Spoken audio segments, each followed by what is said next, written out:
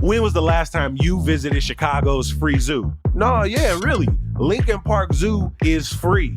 From outings with family and friends to a picture-perfect day spot, Lincoln Park Zoo is budget-friendly and great for all with many things to do. Even better, Lincoln Park Zoo has one of the largest zoo-based conservation and science programs in the country, and they run the nation's top zoo-based animal welfare science program. So, your visit makes an impact. This summer, visit the pride of Chicago, Lincoln Park Zoo.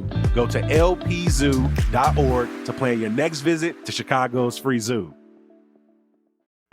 What's up, y'all? Have you heard about the latest hit from the Second City? It's called The Devil is in the Detours, and it's being hailed as gutsy by the Tribune and another crackerjack cast of talented, charismatic performers, clearly creative and a joy to watch by the Sun-Times. That was very visual and descriptive. This is the Second City's 112th main stage review, and it's a hilarious and unhinged descent into a dimension where chaos reigns. The show runs Tuesdays through Sundays at the Second City in Old Town. Grab your tickets now at secondcity.com and go on and join the fun. Today on CityCast Chicago, we are live from the McCormick Place to talk DNC week. The Onion is back in print, and we've got weekend events for you out in the burbs. Joining me to break it all down, executive producer Simone Alicea. It's Tuesday, August 20th. I'm Jacoby Cochran, and this is what Chicago is talking about.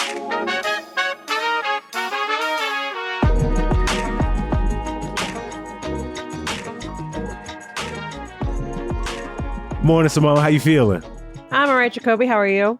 I'm doing good. We kind of doing this for the second time because we were live at the DNC and recorded this entire episode, but we had some technical difficulties down at the McCormick Place.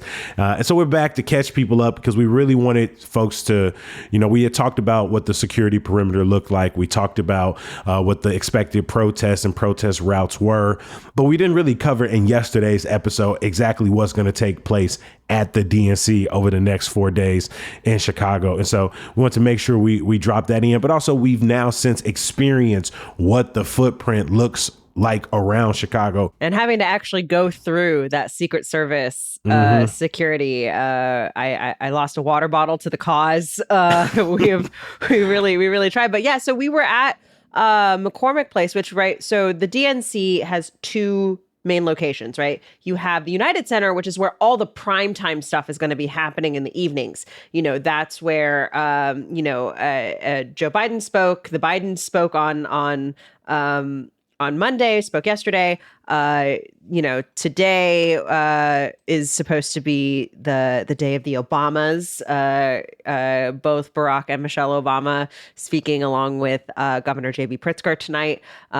We're expected to hear from the vice presidential nominee, Tim Walz, on Wednesday, among others. And then, of course, on Thursday is when Kamala Harris is set to address the convention. It's pretty much it's her show on Thursday night. It's supposed to be a big to-do.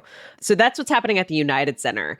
At McCormick Place is kind of where all the, that's kind of where all that's more the convention aspect of the Democratic National Convention, right? On Monday, you had all of the caucus meetings, yes. The Black Caucus, AAPI, Native American, LGBTQ plus caucus.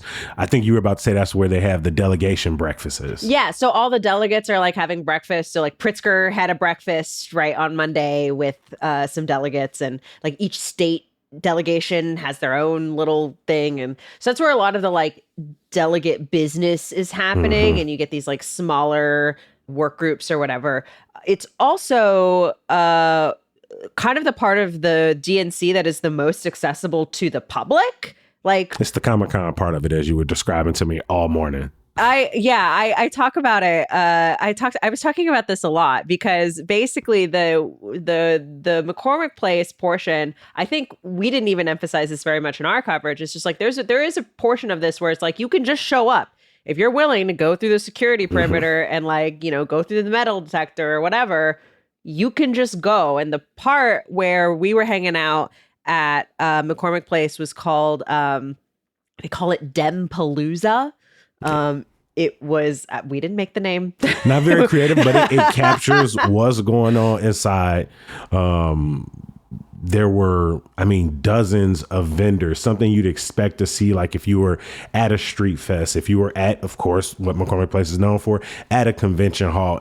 But the mix of small businesses, sort of arms of the city were there, things like Choose Chicago, all of the tourist attractions, but a ton of small businesses from across Chicago were located. There were, like you said, there were speeches, there were speakers, there were performers. I ran into somebody who said they had like a dance troupe, they had poetry that was about to be performed. People were about to sing between like noon and 2:30. So there's a lot more energy going on in that part of the convention. And that's where we were able to kind of talk with some folks. We talked to advocacy organizations who were excited to be in the building. We talked to a delegate from New York who talked a lot about how the energy has shifted in just the last few months and how this was, as she said, unprecedented. The convention is usually where you would see a vice presidential candidate announced, but we already know that it's going to be Minnesota Governor Tim Walz and the type of energy that he has brought over the last just couple of weeks to this race. And I think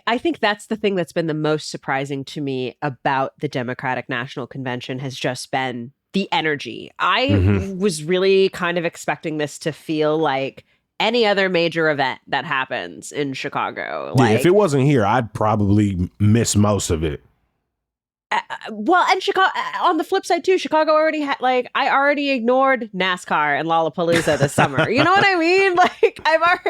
I've gotten pretty good at ignoring stuff that's happening downtown that I'm not really going to. And maybe it's because I was there. Maybe it's because I actually went to this one. But I think that energy is really why we wanted to be at McCormick Place in the first place. So let's hear the rest of that conversation that you and I had this morning.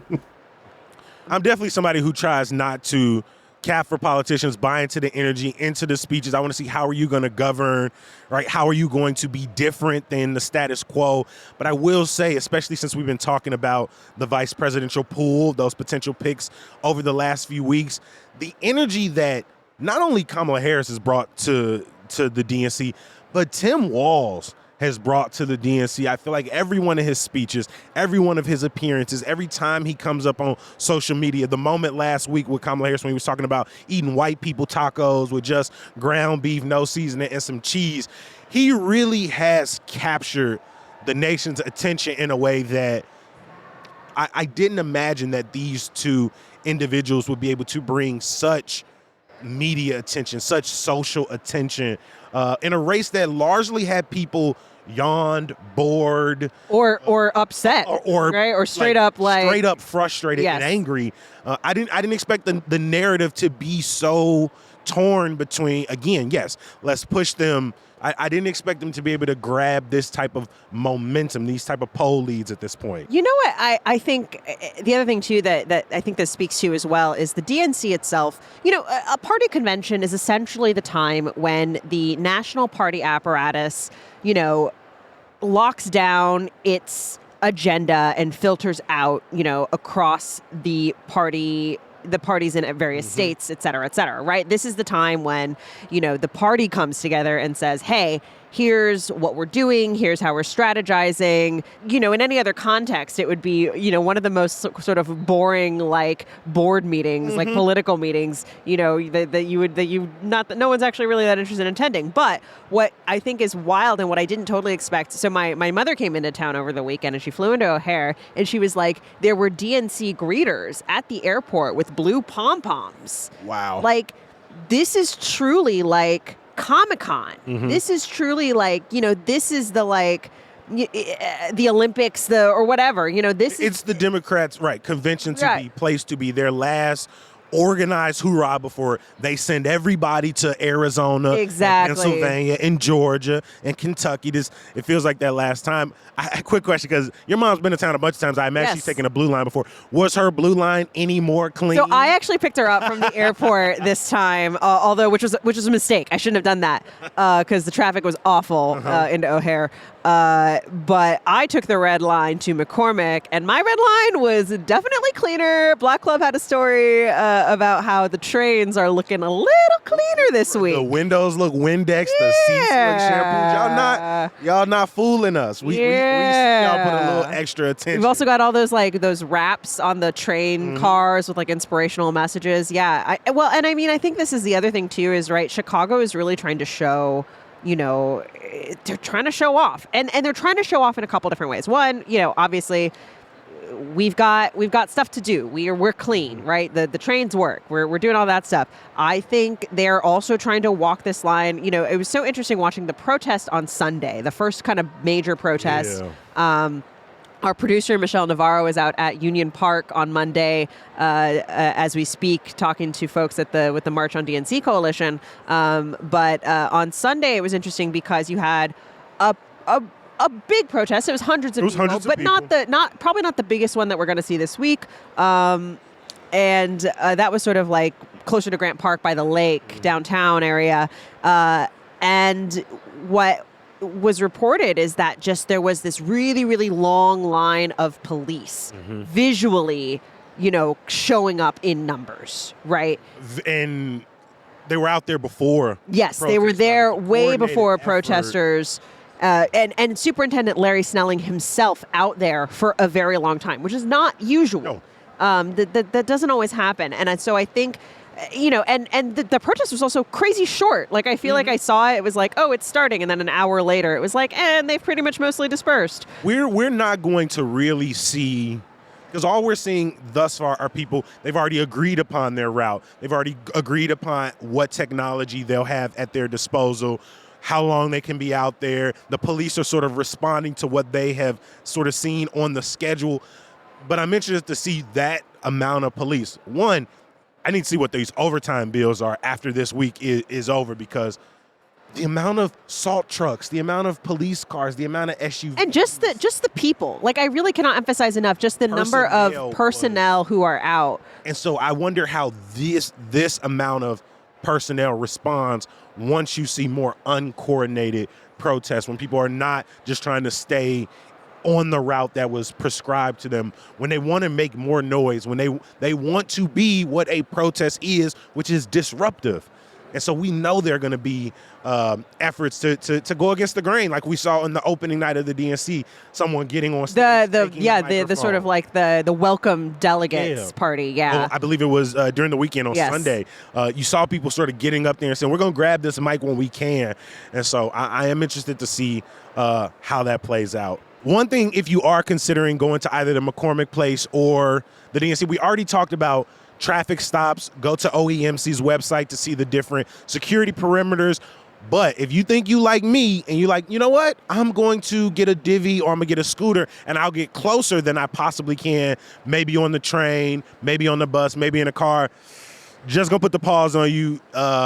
Regardless of what app you're using, the DNC at the McCormick Place and the United Center have set up a security zone on the apps, meaning you cannot park your divvy bike or your Lyft just on the street inside of the perimeter. So I thought I was going to get close to like 24th and Michigan. I had to park all the way back on like 22nd. Wear your walking shoes. It's the moral of the story. Outside of the area. So just remember that if you're going to bring a scooter or a divvy close, just pay attention to the no-go zone. So for more information on the DNC, from Table Setter, Visitor's Guide, make sure you check our show notes and visit our website, chicago.citycast.fm.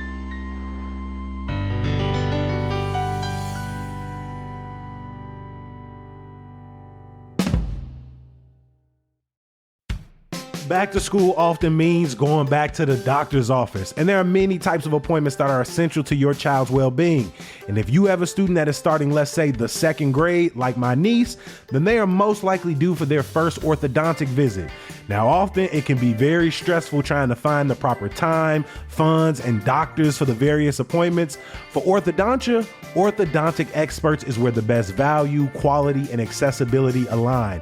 They provide exceptional orthodontic care with various options, including traditional metal, gold, ceramic, and lingual braces and clear aligners. They also accept most major insurances and even create personal payment plans. Furthermore, they provide evening and weekend availability that will easily fit into your busy back-to-school schedule. And the best part is that they are always located conveniently near you.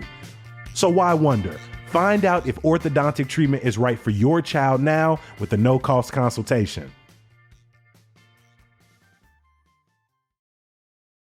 Simone, this week, every news organization in Chicago is writing about the DNC, and that also includes our friends over at The Onion, the satirical website that is known for putting out comedic articles, comedic headlines that sometimes, at least I know over the last few years, have felt more and more realistic. But they've got some big news in the last few days. Yes, that's right. So The Onion is coming back to print.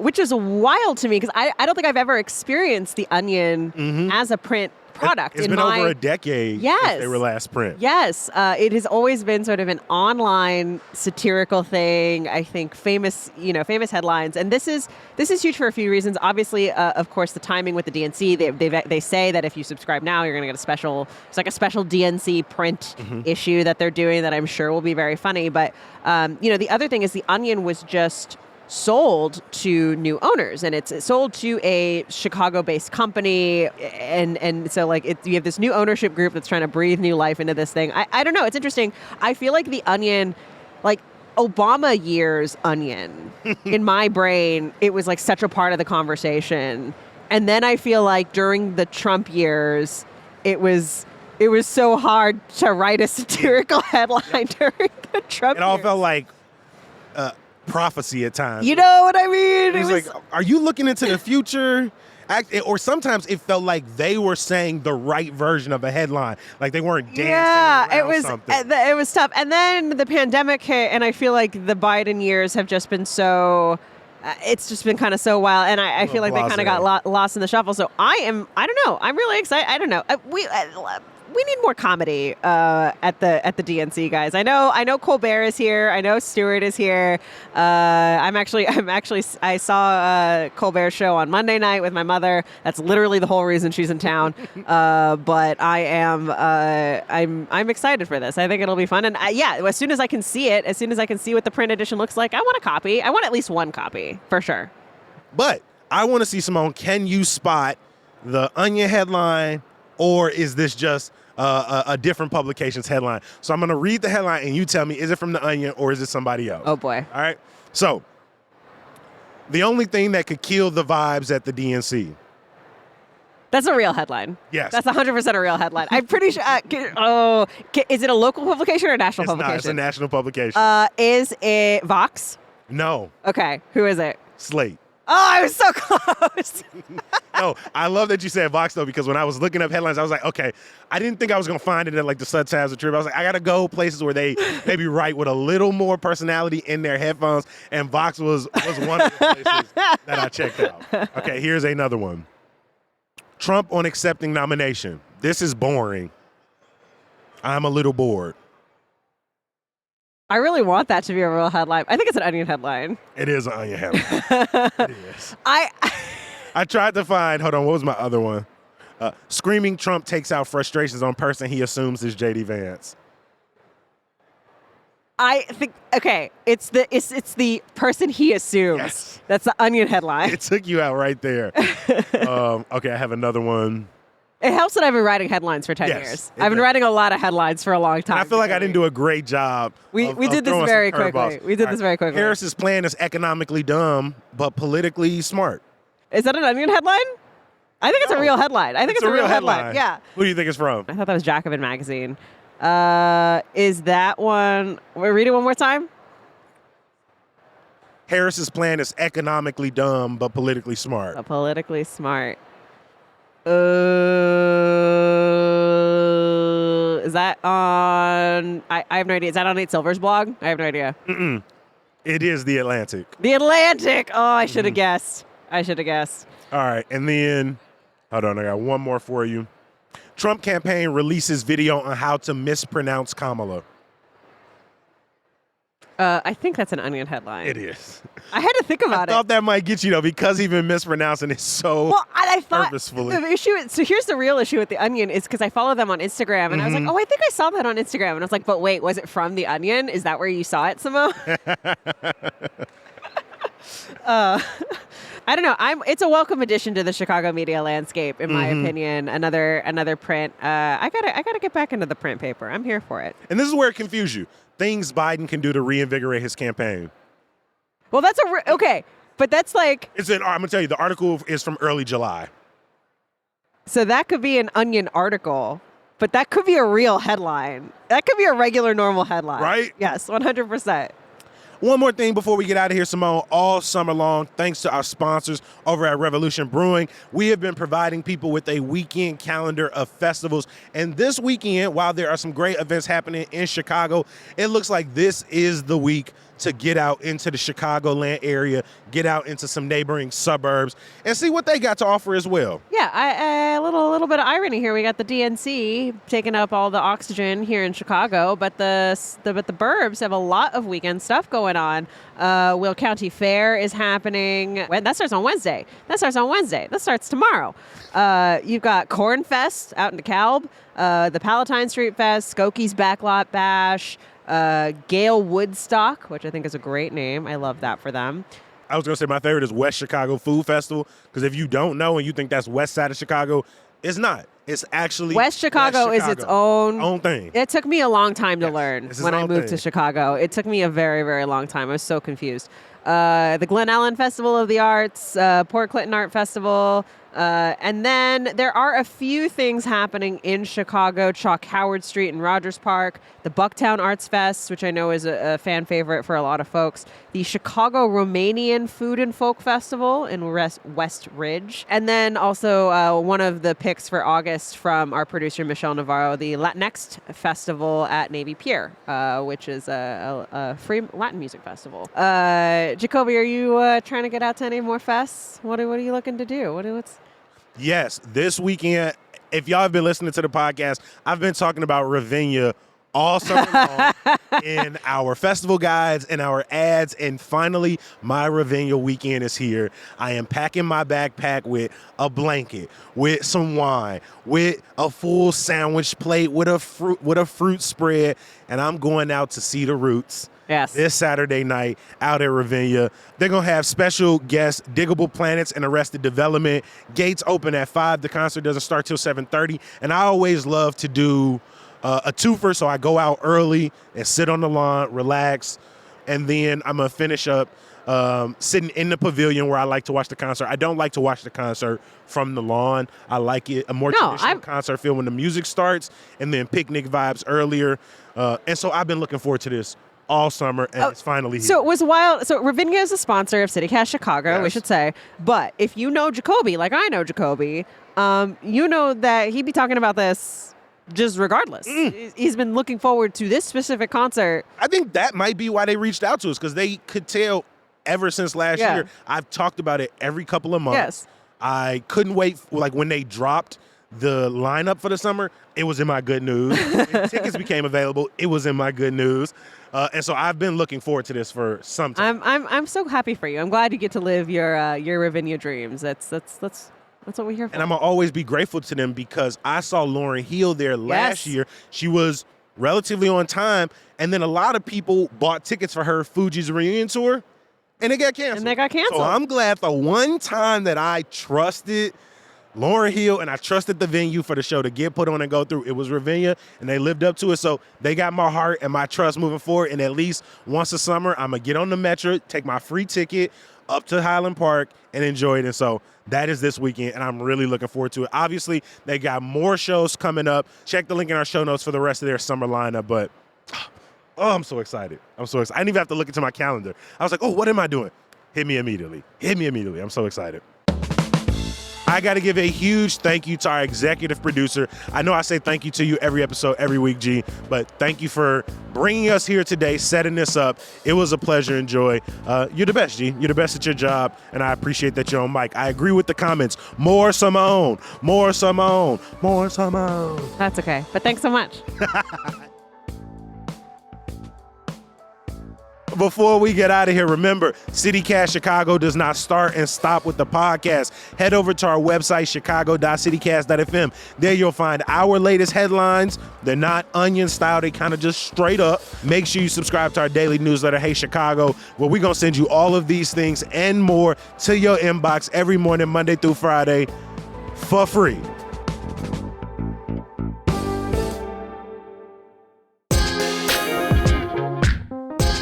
Now, one more thing. This is the first time I've ever sung this in a convention hall.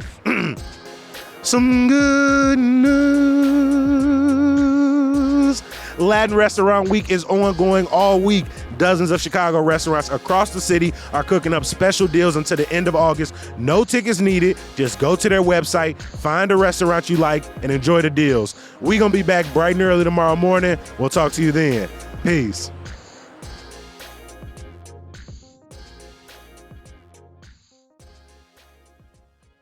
I don't think I've ever said Westridge correctly on the first time. They run together. Westridge. Westridge. Westridge. Westridge. That's really difficult. It feels like you have to close the ST out in a way you just say West. Westridge. Westridge. It takes a lot of thought.